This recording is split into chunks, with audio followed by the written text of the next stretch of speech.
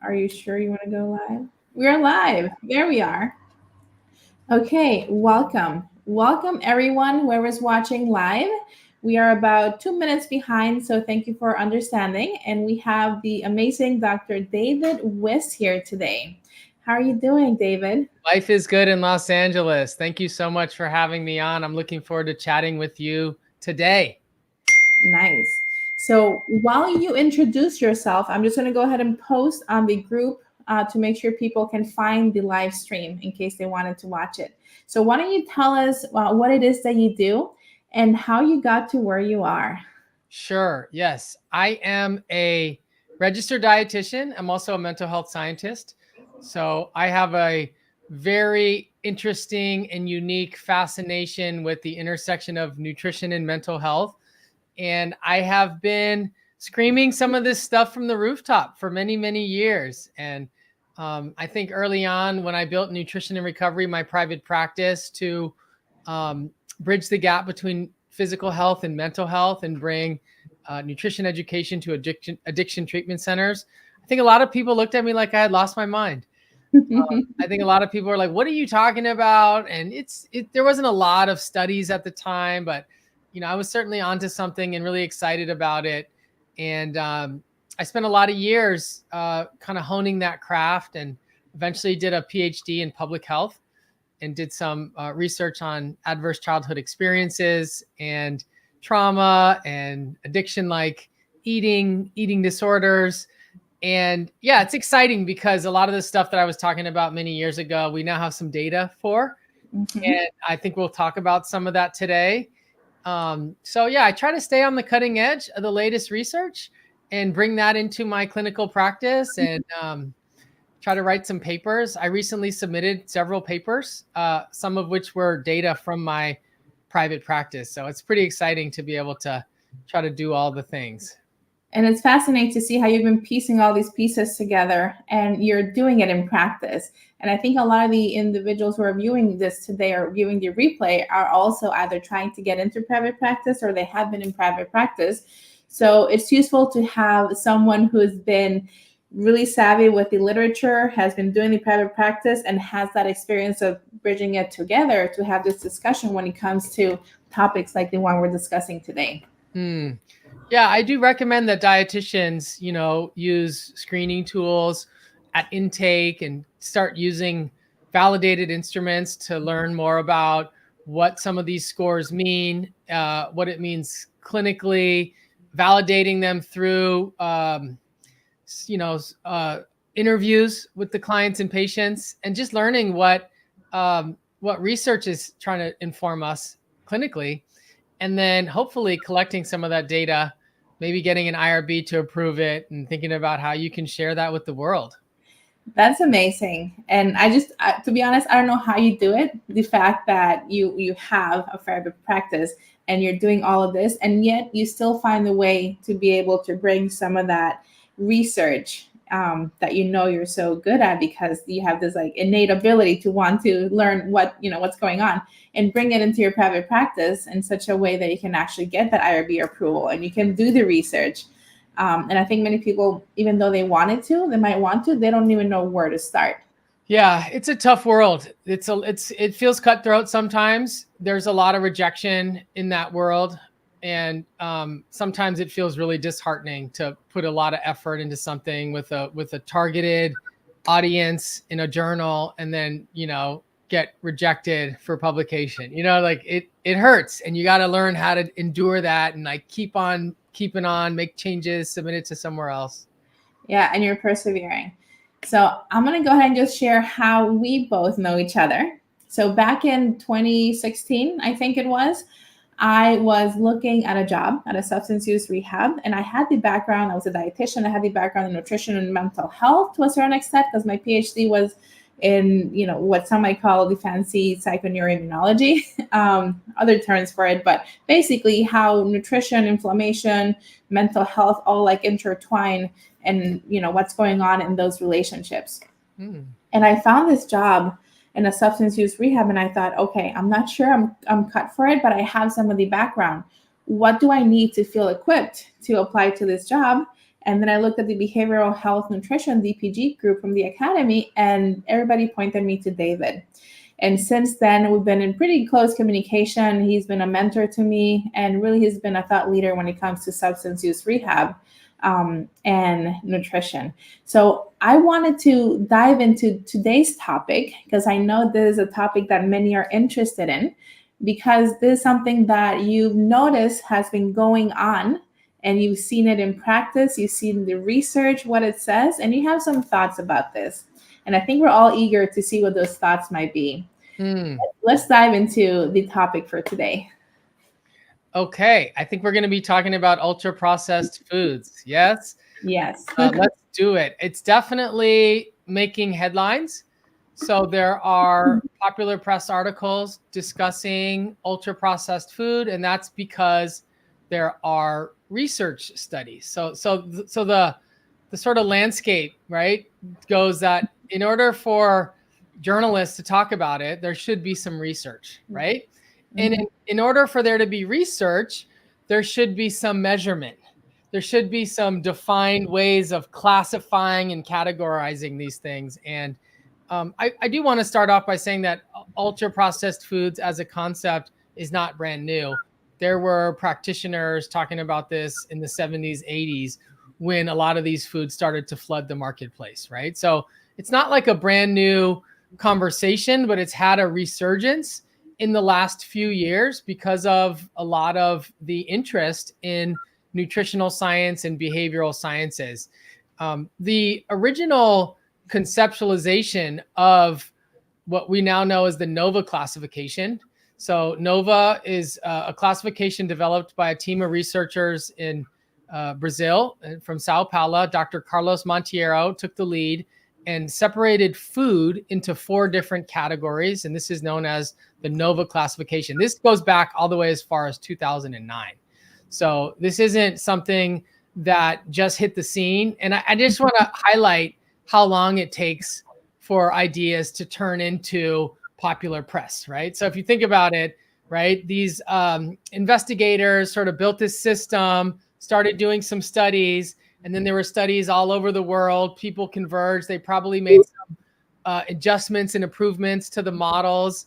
And then now, like 15 years later, you get it? Mm-hmm. Now, 15 years later, people are all like, oh, okay, we need to think about this, talk about this. It's hit the New York Times, right? Mm-hmm. And so that, I think it's safe to say that that's a normal gap between when an investigator has an idea and when something hits the New York Times, right? Mm-hmm. So that's important. So the NOVA classification has 4 categories of food. The first is unprocessed or minimally processed foods.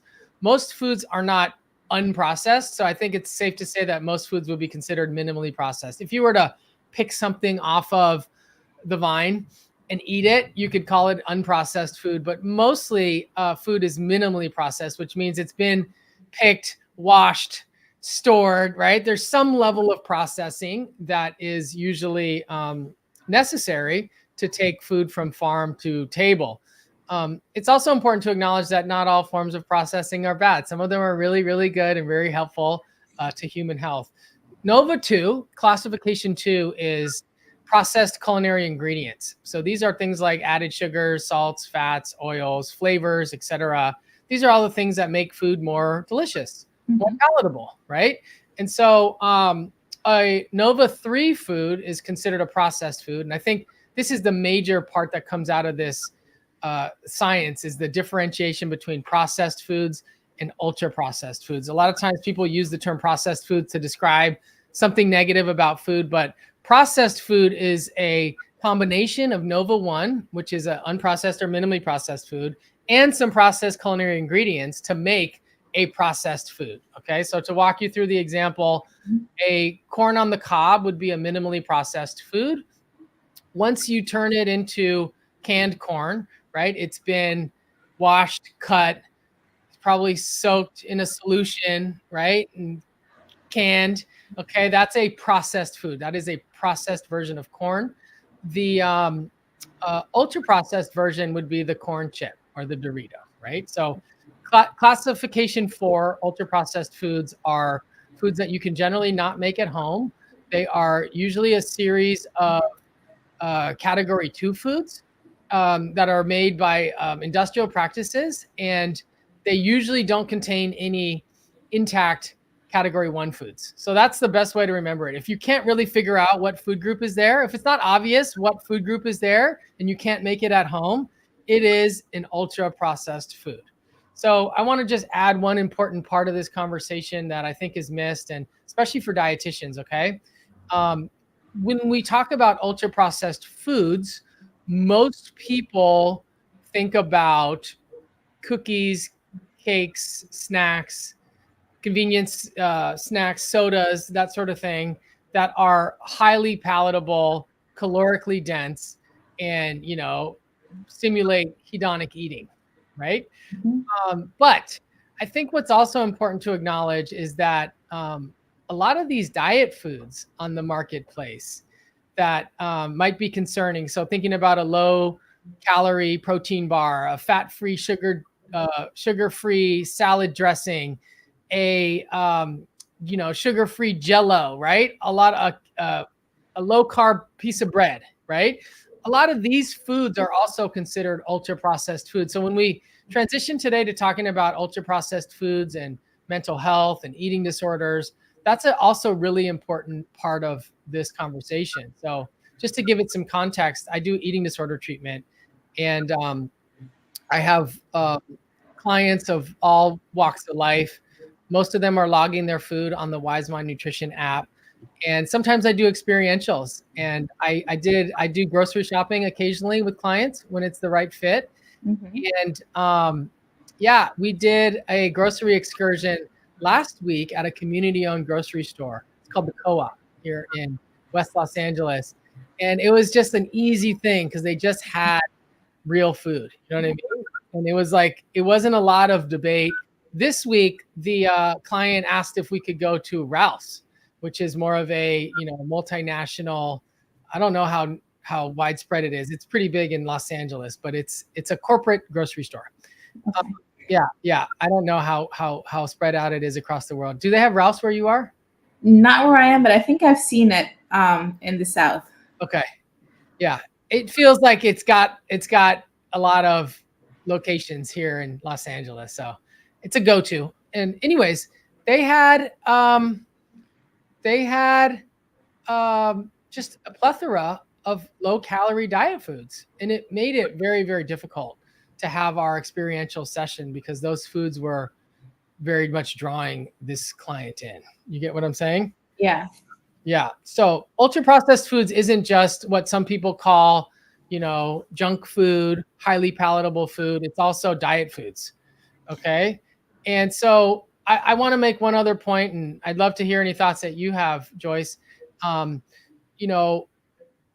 of the reasons why this conversation is charged and difficult for people is because when you talk about ultra processed foods, a lot of people register it as feeling very food negative, like you're, being punitive toward foods or demonizing foods, as we say in the eating disorder world.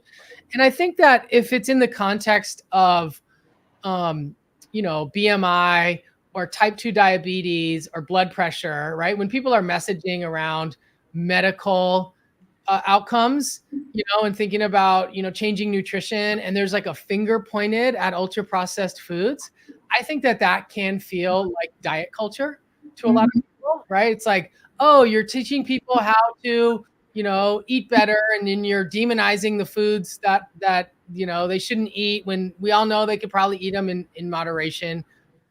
Who knows, right? Everyone's different. But when you switch gears and you talk about ultra processed foods in the context of depression, anxiety, PTSD symptoms, ADHD symptoms, and you talk about them including diet foods that eating disorder patients might gravitate toward, it's a whole different conversation now, right? Absolutely. Yeah. And I think that's an important piece, because I think in our field, there's a lot of emotionality, and we tend to get charged really quickly. And you look for things that signal energy that you might be weary of, right? And it lends itself to, tribalism, in group, out group. You're going to look for people's messages and say, oh, this person's talking about ultra processed foods. They must be promoting diet culture. Right. And I have a little bit of that. Like my radar is always up, right? I'm looking for the way people message. But, myself and some others, we've started to talk about ultra processed foods as important for mental health and also as important for eating disorder recovery, to help people eat actual real food that signals the body properly, that gives you a real message of satiety, of glucose, of fat, of protein, rather than what I call sending mixed messages to your body.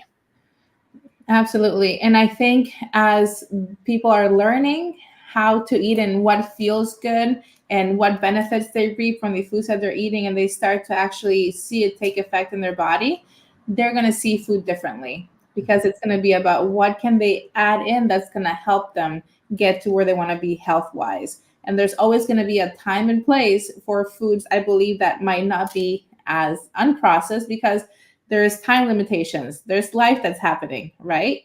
But it's about making their thought process shift from, oh no, that's not good, or I shouldn't be eating this, to, okay, well, this is what I have right now. Might not be the best for my body, but I know that I'm going to be able to make other choices that are going to make me feel better. And, taking it without the morality of, food is good or food is bad, just that food is going to sit better or worse with you depending on where you are. I love that. And I would also add that convenience is always going to win, right? Like convenience is super important. We have to honor that. And I think there are ways to honor that, and also honor food that lands well on the GI tract and on the nervous system. Yes. Right. So yeah, I call ultra processed diet foods mixed message foods. They're just sending your body mixed message. It's just confusing. Your body tastes something and it gets something else. And if the goal is to have hunger, fullness regulation and appetite regulation, right, you wouldn't want to send your body mixed messages. You would want to be very clear in communication. And I'm just going to take a side note and say, I just love how you coined these terms. I've been following all your terms for a long time, and I'm going to share some of my favorite David A. West terms. Never hungry, never full. I've used that quite a bit. I love it. Also, all foods fit, but not all foods fit for all people. And I think that's something that really brings another just nuance into nutrition, taking it away from the black and white, but into the gray area. And I think this is where the ultra processed foods kind of fit in. Absolutely. And that term, all foods fit, is probably worth talking about a little bit. I know that it was published in a paper, a position paper from the Academy of Nutrition and Dietetics, known as the Total Diet Approach. And I think that it's also a very important message for eating disorder recovery.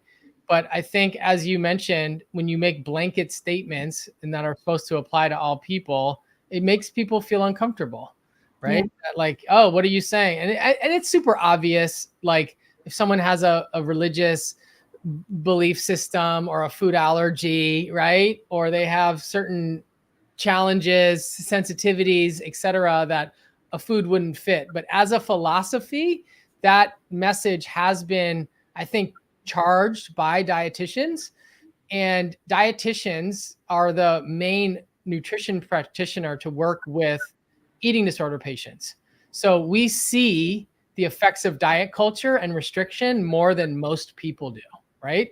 So people that have ever worked in eating disorder, inpatient, outpatient, you see clients that come in unwell and may have been counting calories or trying to avoid certain foods or avoid ultra processed foods, right? And so it lends itself to this perspective of how can you teach someone to be more inclusive, perhaps using an all foods fit philosophy, right?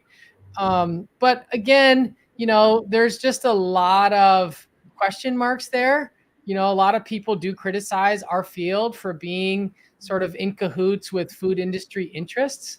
Mm-hmm. I've spent a large part of my career looking into that and trying to have real conversations there, right? Like how much of the food industry's financial agendas have influenced, position papers and philosophies that get trickled down into the nutrition and dietetic field.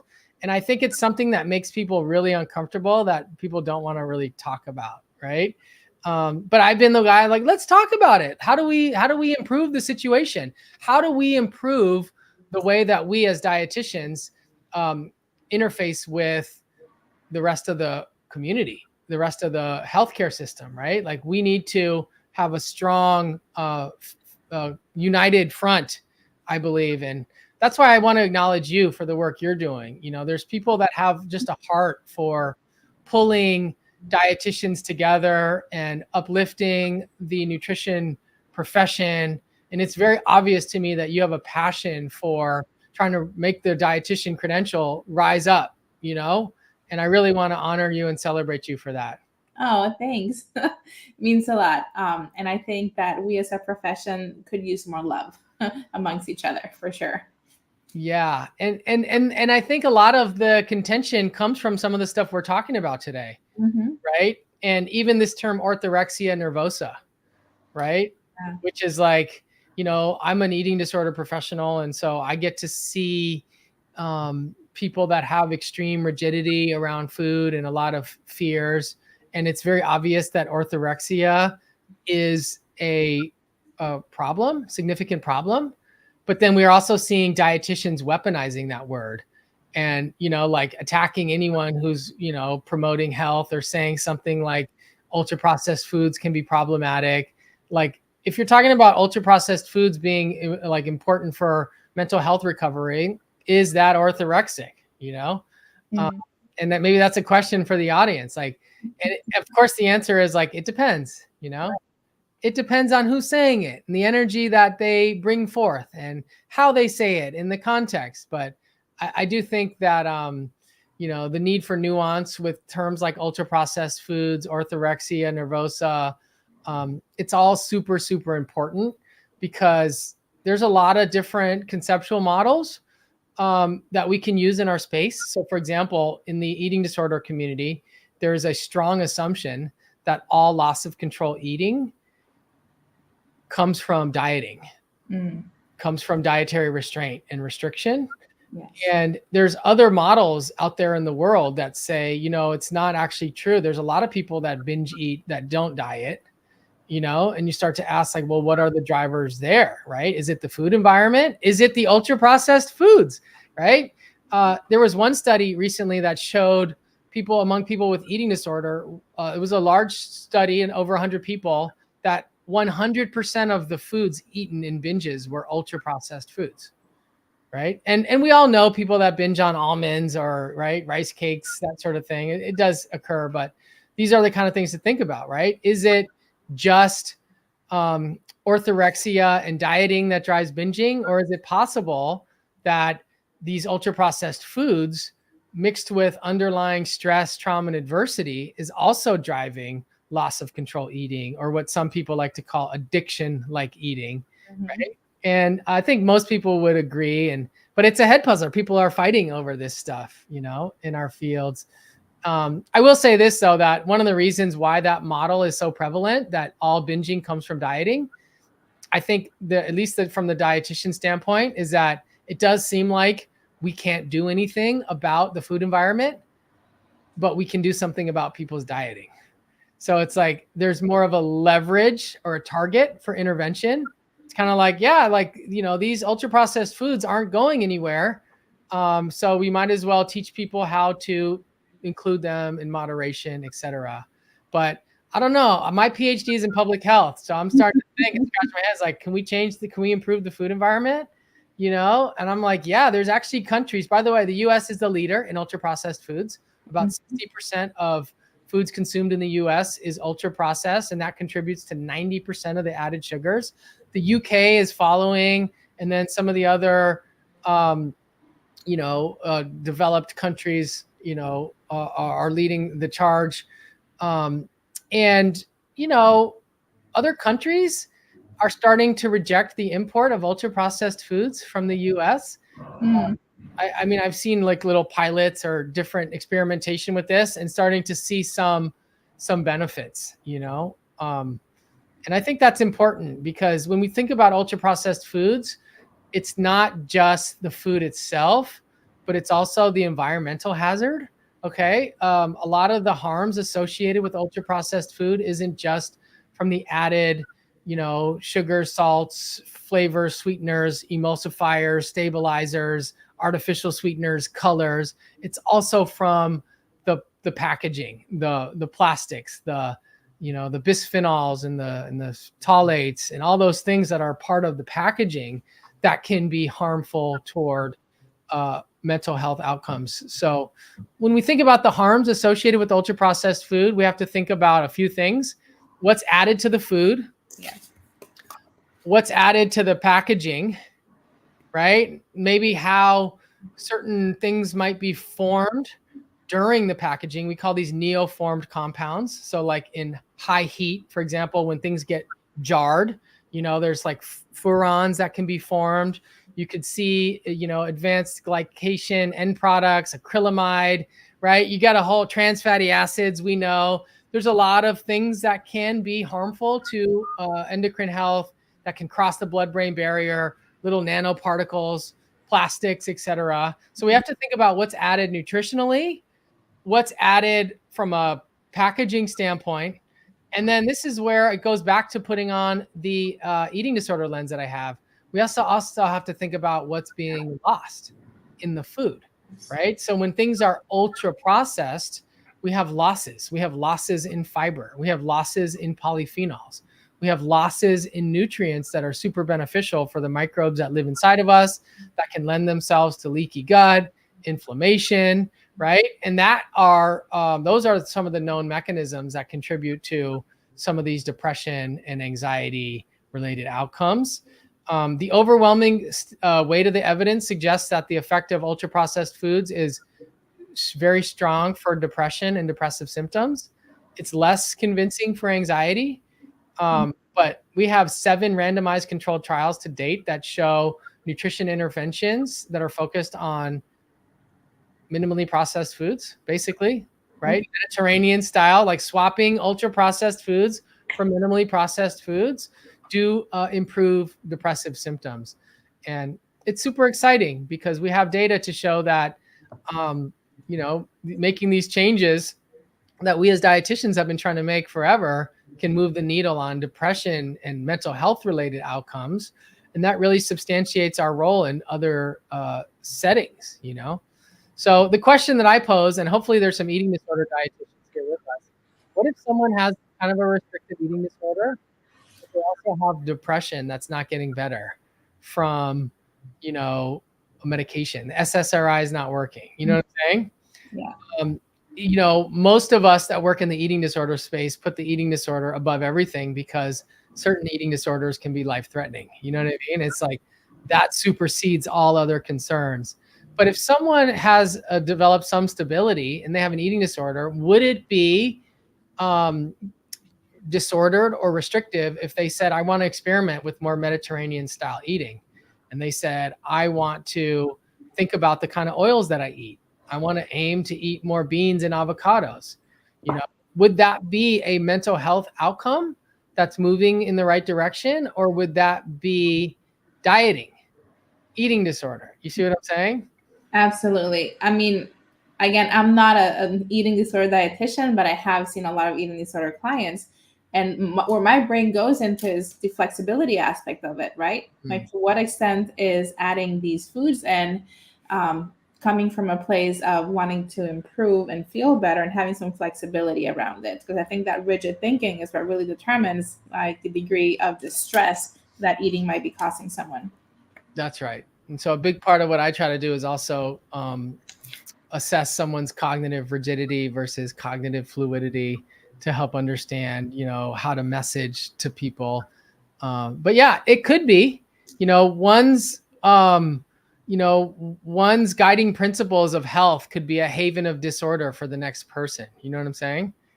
And that's why we need really well-trained dietitians to do individual level assessment that incorporate mental health, as opposed to just looking at those classic anthropometrics and then using some borrowed food philosophy from a manual or from a book, right? And just saying like, I don't really know mental health.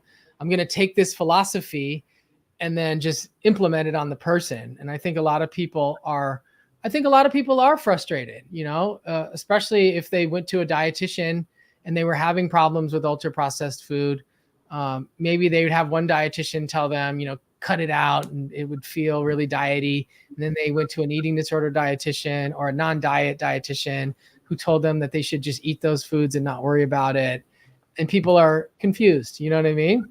As opposed to like that real nuanced middle ground area where you could really help figure out what would be the path forward for someone. And I shouldn't even say help them figure out. Yes. Yeah. Help them figure out. You know what I mean? Yes. How we say that is matters. So I'm curious. I mean, I had other questions, but since we're going down this route, I'd love if you could share some insight into how you approach some of these assessments that go beyond the traditional dietetics training that can just help get the ball rolling for individuals who maybe want to start learning how to do that in their sessions with clients. Yeah. So a lot of it comes from clinical intuition from doing counseling for now 11 years, right? Mm-hmm. I got the 10,000 hours down. You know what I mean? But I do think that starting with those assessment tools, as I mentioned, like I collect ACE scores, adverse childhood experiences. I get a sense of the trauma load that someone might be carrying in the household. I am assessing for eating disorder symptoms. I assess for ultra processed food addiction. I look at the food someone's eating. So before I even have the session, I've spent some time going over their forms. It doesn't like lead to any conclusions, but I have a sense of like what kind of energy I'm coming into the session with. And it can really affect the questions that I ask, and yeah, I spend 50 to 55 minutes with someone before I give them any advice. And, it's like, and I tell people up front, like our first meeting might not be, that much direction. It's more collection, Yeah. It's like, I don't really feel qualified to offer you much in terms of my, professional opinion until I've, really like, honestly, it's like, I want to see the forms. I want to do a full intake, comprehensive assessment, and I want to watch them log their food on the app, on the Wise Mind Nutrition app for a week. You know what I'm saying? Mm-hmm. And like we might set some intentions together. So for example, at the end of the first meeting, I might set intentions with someone and say, we're going to work on your water intake. We're going to work on your sleep cycle or something along those lines. Mm-hmm. And then they're kind of looking back at their own intentions each day, through the app. It kind of brings a little nightly review and they're like, okay, how'd you do with this? Right? Did you meet this? What could you do better? Right? So I'm there as just a guide to help people move in the direction that they want to move into. When it's clinically appropriate, I might steer people in the opposite way. But yeah, I'm more of a detective and more of like being curious and mm-hmm. there to like learn and listen. It's funny. I do a lot of educating, but when I'm educating people, it's not like I'm educating them about, I spend less time educating people about the difference between refined grains, whole grains, and intact grains, although that might come up as a conversation. I spend less time educating people about, grams of protein, and more time educating people about these cognitive processes that we have around food, right? The rules versus the principles. Yes. Thinking about how body image affects our experience of living in our body, the unrealistic assumptions that we have about how this work could be, the old ideas we have about food and about body. You know what I'm saying? It's funny. I was listening to one of your videos and you were like, if you're talking X amount of percent, you're talking too much. And I think you even went down to like 20% is good. I'm like probably some 50-50. I'm going to own that. Because I do a lot of educating around mental health and these, cognitive processes. But it's funny, when I listened to your video, I was like, all right, I'm going to shut up a little bit more. That's funny. Well, that's the thing, right? When we're going into educator mode, we're doing most of the talking, and there's a time and place for that. But when we're going into the coaching and helping them figure out what works for them, then we got to go into the more listening and guiding mode. So it's a balance between those two for sure. Yep. And every patient's different. Some people just come in and talk, and the session goes by. Other people, you got to work for it. You know what I mean? Yes, absolutely. Yeah. So you mentioned setting the intentions and having this like daily self-reflection. Yeah. I would love to hear your insight on what you found having your clients do this as a daily practice, because this is something that I keep on preaching. It's like we need to have that self-reflection aspect so that clients can learn what they're doing and where there's room for improvement, what they learn about themselves through the behavior change journey. So I love to hear where that setting intentions and checking in daily came from, because I know it's part of your app. It is a big part of the food log in the app. And by the way, the app isn't just a food log. There's a program in there with videos. And I think a lot of times people say, oh, I don't want to log my food. You don't have to. It's optional. The food logging is optional. It's for clients that want to do that. But it is built in to have a nightly review. And I always pitch it as, if someone's going to see me weekly, we're basically going to meet once a week for a month or so and review your week. Like, let's look back at your week and look at some wins and that sort of thing. But if someone is actually proactively reviewing their day every single day, they're going to get way further along on the journey. Okay. Mm-hmm. It's also a principle in recovery, in addiction recovery. Some of the original kind of literature from recovery, 12-step type of recovery suggests that at the end of the day, to constructively review your day, to look at where things came up that may have, been difficult. Where did you make contributions? Where were you not thinking about other people? Where were you, right? Like it's a mechanism by which it forces someone into spiritual growth. And I think that you can apply that to nutrition very well. And, think about, like I said, fun stuff, right? Like trying to eat all the colors every day. Right? Someone might set intention. I want to eat 3 food groups at every meal, and I want to get all the colors of the rainbow every day, and I want to drink 2 liters of water. You know what I'm saying? Mm-hmm. And if they get a notification that pings up and they just answer those questions, that I do this today, like somewhat, no, like invariably over the course of weeks and months, like they're going to start doing those things more if they're engaging with. And so I do think that to rewire the brain, you need those little subtle pings. And, that's why, we built the app, just to create the little bit of things to help someone remind them of their own journey and help them remember who they are on their journey to wellness. I like that. And you bring up the point of spiritual growth and neuroplasticity, which is essential for being able to really move the needle to an extent where they become the person they want to become through making these changes in nutrition as well. That's right. And the reason I wanted to bring this up is because I have many dietitians tell me, but I can't even get my clients to do their check-ins like once a week or once every 2 weeks. How am I going to get them to do a daily check-in? So what are the types of conversations you have with them to really strengthen that commitment when it comes to the self-reflection, gaining self-awareness to move forward? Yeah, it's funny. We had an event a week or so ago for Dietitians for a Healthier America when we had a Kickstart event here in Los Angeles. I'd actually love to put you in contact.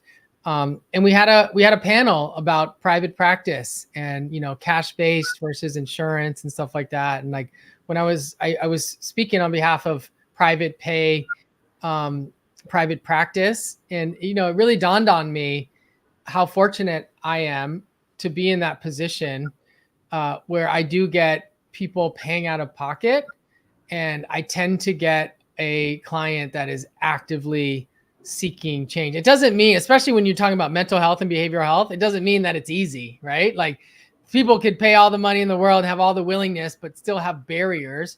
But compared to the dietitians that were there that took insurance, it felt like they had to deal with a lot more of that wrestling and the need for more motivational interviewing, right? The skill sets that you're teaching.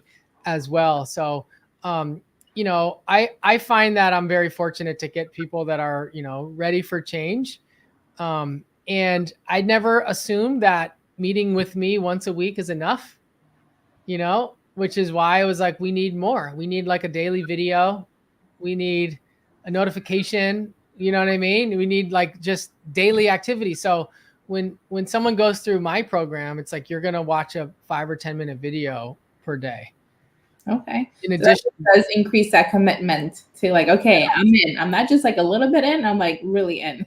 And again, people don't have to watch the video, and they're not because I treat a wide range of people, right? I could have someone that has anorexia nervosa, orthorexia, other conditions like substance use disorder, depression. So I had to make all the content agnostic to those kind of diagnoses. You know what I mean?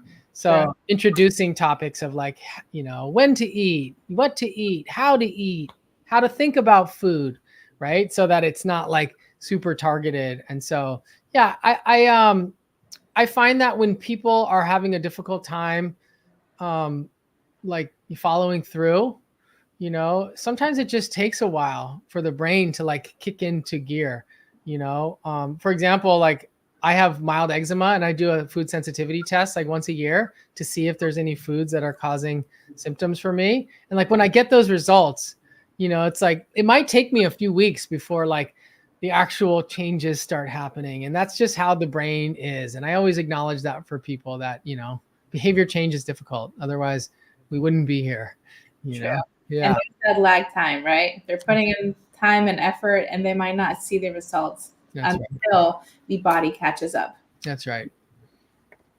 So because we kind of went down this whole of, tracking and using an app, I'm curious how something like the app that you have wouldn't be necessarily replacing you or a dietitian, but it's like, complementary to your one-to-one sessions.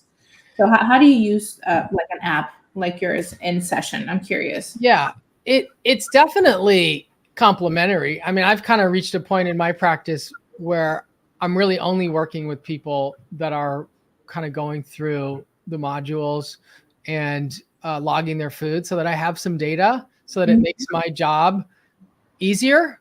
Let's just call it what it is so that I can enjoy the work that I do. I don't have to like get lost in like, mathematics or any of that sort of things that a lot of practitioners end up doing. But it's practitioner, friendly, but it really is also designed to help people that don't have access to a practitioner. It doesn't need a practitioner. It's designed to be a self-journeying program. Okay. So, a person that can't afford nutrition services because they have depression, anxiety, or PTSD and insurance doesn't cover it would be a perfect candidate for the app. Someone that has a therapist and the therapist, really wants to get their client some help, but the dietitian doesn't accept their insurance. It's like, what, you know what I mean? This is like bridging the gap. So it's made for practitioners to use, myself or dietitians on my team with clients. It's people to use on their own. But it's also a tool for dietitians that believe in nutrition for mental health and are looking for a new framework to be able to offer it to their clients and to be able to provide support through the journey and focus more on the things that feel important during session and less on breaking down the food group system, the hunger fullness scale, trying to teach people the frameworks. Because if someone doesn't have a lot of money and you spend the first 3 sessions doing education, you never got a time to like do the deep work. What was eating like when you were a kid growing up, right? Like what are some of these cognitive processes you have? So I built the app also to make dietitians' life easier. If you wanted to streamline the person into eating food for mood and brain health, right? From an evidence-based perspective, from a qualified professional, so that the dietitian or coach could focus on more of the like relevant things, the barriers, right? The checking in, right? So I think a lot of dietitians get exhausted doing this work. I know I did. It's part of the reason why I built the app. It was like after so many years of kind of doing some of the same stuff over and over again, the mundane of it got difficult. And I asked myself, what if we could package the mundane and then just focus on the sacred, right? Just do the sacred work with the clients, right? And like get centered, check in, build some energy together. And it just allowed me to be so much more productive as a clinician. And I'm getting such good outcomes. And yeah, I did get the feedback from some dietitians that it feels like the app is meant to replace RDs. And it's really not. It's only meant to replace RDs if all the RD does is nutrition education. But if you do more, put your client in the app so you can go ahead and start doing more, because the client's going to need a foundation, you know, in food groups, hunger, fullness scale, food tracking, that sort of thing. And the app does all that. So we can start focusing on the more meaningful work. So, and that's exactly it. The whole idea of having a hybrid approach to your programs, where you put all the nutrition education in a separate container, whether it's modules or an app, and then once you're with them, just focus on establishing that connection and really getting to like the nuisance of what brought them to where they are, why have they struggled their whole life, and how do we work together to help them make leeway. And that's the whole coaching and counseling aspect that, again, we don't get very much of it. So it's in practice that we start to figure out, oh, this is what I need. This is what I need to get better with, right? So that I'm not going to be replaced by Google anyways. That's the threat, right? The AI is going to take, they don't need a meal plan. People can get one easily, right? So if someone goes through your program to get the counseling and the coaching skills, right? And then is able to have a resource like Wise Mind Nutrition, to send their clients through, and then the dietitian can follow the client. It's a really, really surefire way to move the needle on behavior change and actually make a difference, which is what we need as a field to make higher impacts on people so that they'll recommend us to their friends, family, and colleagues. Absolutely. And so that dietitians start to get a better rep, because let's be honest, we don't have the best rep out there. And I think it's because we're missing that human connection. Missing the human connection, the entanglement with industry interests that I talked about. I think it's important. I've been saying it for a decade. I'm going to keep saying it. Change is happening, but it's happening slow, and we get to be a part of it. So because you brought that up, I had a question earlier. So we mentioned all the negatives of ultra processed foods, not just what's happening in the body, but all the byproducts and the things that are lost. I'm curious, what can we as dietitians do as like on a personal level to be able to start to shift the environment somehow? To shift the environment, right? It's funny, at the gym, there was like once a water shortage. And I think in my mom, when I was growing up, I think it was like in the late 80s, at least in LA, like if you were running the water, like it bothered people. You're wasting water. You know what I mean? And then it's so funny. I chuckled the other day because I was at the gym shaving, and some older gentleman made a comment to someone about them running the water at the faucet, right? Meanwhile, there was 20 showers going on behind us. You see what I'm saying? And like, it seemed like that was just a thing that bothered him from decades ago that he learned somewhere, right? Like, little small things add up. And, I would say that they do. But like as individuals, the little things that we can do, they matter. Okay. Like for example, I go to the, community-owned grocery store oftentimes and buy things from the bulk section, to have less plastic. Mm-hmm. I try not to support the huge major food corporations when I can. I vote with my wallet, and I vote with my fork. Those things do matter to me. Environmental health is something that I have some background and training in through public health, but I'm certainly looking to move into a bit more because when we think about this conversation we had today, ultra processed foods, it's not just about our individual relationship with food. It is about planetary health, and planetary health trickles down and affects individual health. And that's super, super important. Yes. And we can go into a lot more things that we're seeing nowadays that probably the way we've been eating for the past few decades has been contributing to this. Mm-hmm. But I would like to open it up. I know we have a few viewers who are here live. I want to make sure that if you're here, if you have any questions, please go ahead and ask them. You can post them and I can read them out to David.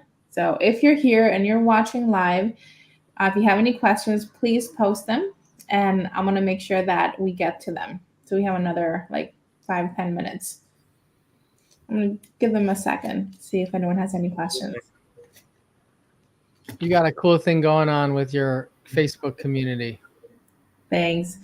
It's a work in progress, but it's, there's interest in having that sense of community for individuals who are like-minded and they want to, learn the same types of skills to elevate the work that they do. And I see a lot of dietitian groups out there, and I think they really shifted how we relate to one another within the profession. So I made so many awesome connections just by being part of these communities. Yeah, one thing I've kind of noticed is that there are people that just connect really well through online platforms, like feel deeply connected to someone that they met on Instagram in a DM. You know what I mean? Mm-hmm. And there's people that are part of like Discord or Slack communities and feel like they're a part of a community. And there's other people that it's just jarring to their nervous system. They don't feel like it means anything and it makes people uncomfortable and they feel left out, and like it's because we're in this interesting transition to this new universe, tech centered universe. So yeah, I've thought a lot about creating a little community for people that are in the Wise Mind Nutrition app, but I also know that like a lot of my target audience, like people that are on a healing journey, mental health, need less online stuff, not more. You know what I'm saying? True. So we do have some questions. I'll start with the first one. It says, great info. If you have a client or institution looking to reduce ultra-processed foods, where would you start? So 2 different questions. Maybe I'll start with the institution. Unfortunately, when you buy from the major food purveyors, like the U.S. Foods, the major food service operations, of course, they sell a lot of ultra-processed foods. And so when you start thinking about institutional change, now we're talking about budgets, and then it becomes like this whole other conversation. So buying from a smaller like purveyor might be a little bit more expensive, but you can get foods that, for example, don't have high fructose corn syrup in it. That sort of thing. Like it's a shame. I've looked at like the big, institutional food service things, and like this is what they've got, and it kind of feels like if you're going to buy in bulk, you sort of have to settle for that. And I don't know, if you're on a tight budget, maybe you do, which is why these issues that we're talking about are systemic and structural. You know what I mean? Not just about, knowledge and decision making. And then for individuals, it really comes down to learning how to cook your own food. If you don't know how to cook, good luck. That's all I'm going to say. And I know there's a lot of barriers for people there, but I think it's an important one that we need to help our clients address is hands-on nutrition. Yeah. This just brings up a thought that I had a while back. I remember, I don't know where I read this, but when you're a fitness professional, you do your work at a gym and you teach people how to do this. And when you're a dietitian, many times we're doing this, well, now through telehealth, but before like in our offices. And then how can we bridge that between the learning and the experiential doing with our clients? That's right. I think that's something that we can definitely bridge through skill advancement of our clients. I agree. Okay, we have another one here.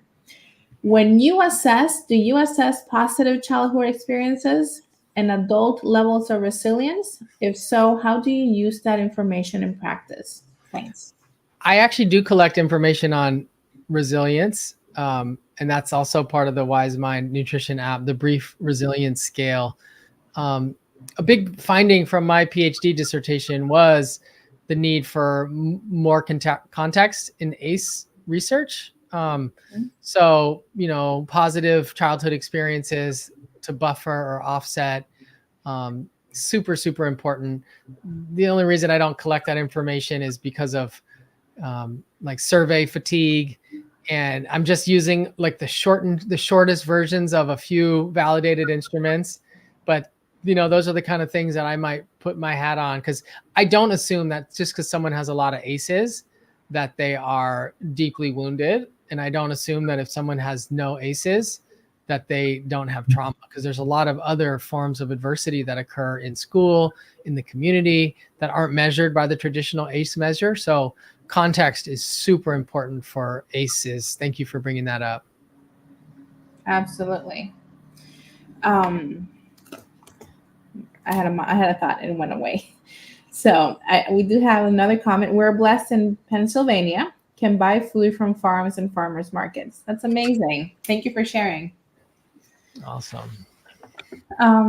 Okay, so if we don't have any more questions, oh yes, I did have one more. So we're going into mental health, right? Nutrition for mental health, and all the research that's coming out that's new, and we have individuals who are having all these co-occurring conditions, eating disorders, anxiety, depression. How and at what point are you drawing the line between, okay, this needs to be a team effort? I know eating disorders should be a team effort, but I'm thinking individuals who maybe have a history of eating disorders, or maybe they don't have a diagnosis of a mental health condition, but you're clearly seeing that come out in session. At what point are you like, okay, we need to have this be a group effort with a therapist? And how do you approach that conversation? Yeah, I'm very fortunate because I live in Los Angeles, where there's a lot of treatment going on, and I do get referrals from therapists that are in outpatient clinics. And so I do work with a lot of people that are already on a team. Nice. It's important to provide updates to the people that refer. Just if you're out there, if someone sends you someone, you ask them how much do you want to know? How often do you want updates? That's important. I don't always do the best job with that. But again, it's one of these social advantage questions. Like, it depends on how much resources someone has, particularly when we're talking about services that are not covered by insurance. And I think it's like one of the major conundrums with dietitians. If things aren't covered by insurance, it's like someone's paying out of pocket, right? Can you also ask them to pay out of pocket for something else in addition, right? A lot of people feel threatened. And so when it comes time to like someone is, I told a client the other day that I didn't feel comfortable seeing him unless he went back to see his psychiatrist. There you go. He was off his meds, and it was concerning to myself and the family. And as much as I would love to see him, I told him that I wasn't comfortable because the psychiatrist referred him to me. The psychiatrist referred the client to me. Client loves me, doesn't love the psychiatrist, comes off the meds, stops seeing the psychiatrist, and now is coming to me for counseling. Yeah. Kind of like, that was a strong boundary that you had to uphold.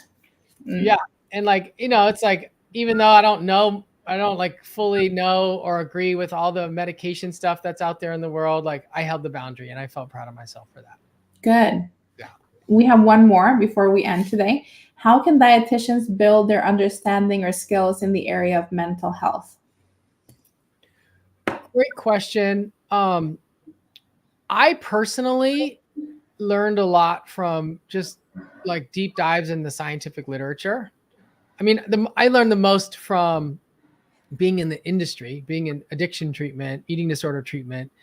And then that comes along with webinars and events, right? So instead of being on listservs, like I went to the Los Angeles County Psychological Association for psychologists, their conference this year, right? Like, I go to other conferences, I listen to other webinars, I'm on other electronic mailing lists, and I collaborate with other professionals. And I have, a couple really close friends that are psychiatrists and therapists, and you just like, you enter the space, you know what I mean? Absolutely. So the similar thing is what I ended up doing unconsciously, because it's what I was doing. But when I was working in the substance use rehab facility, I would go to the trainings and the workshops that my peers who were therapists and psychologists and social workers were going to. That's right. And that just opened up a lot of those doors. That's right. Okay, last one. What is your favorite screening tool for EDs and UPF addictions? Yeah, I just use the EDEQ, the Eating Disorder Examination Questionnaire short form, which is, I think, 13 questions. I use the modified Yale Food Addiction Scale, which is, I think it's 13 questions, but 11 symptoms. And I use both of those. I also collect information on ultra-processed foods, frequency, PTSD. I have over 300 people that opted in, and I have a paper, a mediation paper with structural equation modeling, currently under review, hoping to have an update soon. Even fingers crossed. Yeah. Awesome. Well, thank you so much for being here, David. It really means a lot that you're able to come into this group. And thank you to everyone that's watching, whether it's live or the replays. If you have any questions, don't hesitate to just comment below. And yeah, so we've shared the link to the Wise Mind Nutrition app in case anyone wants to check it out as well. And I'll be sending out this replay to individuals in my email list in case they want to check it out as well. Okay, well, thank you. Thank you. Bye.